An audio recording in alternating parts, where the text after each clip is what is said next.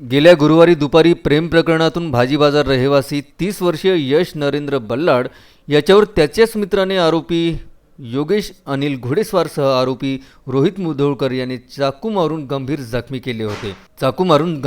केले होते। त्यात तो दुचाकीने पसारही झाले होते।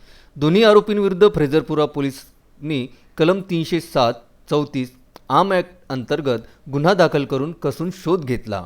या प्रकरणात पोलीस उपनिरीक्षक पुंडलिक मेश्राम यांच्या मार्गदर्शनात डीबी पथकाने रविवारी रात्री दोन्ही आरोपींना अटक करण्यात यश प्राप्त केले आहे। ही कारवाई API Bipin Ingale, DB police Prakash Rathod, Vachan Pandit, सागर भजगवडे, अनुप झगडे यांनी केली आहे। दोन्ही आरोपींना सोमवारी न्यायालयात हजर करण्यात येणार आहे। अजय शृंगारे, विदर्भ न्यूज, अमरावती।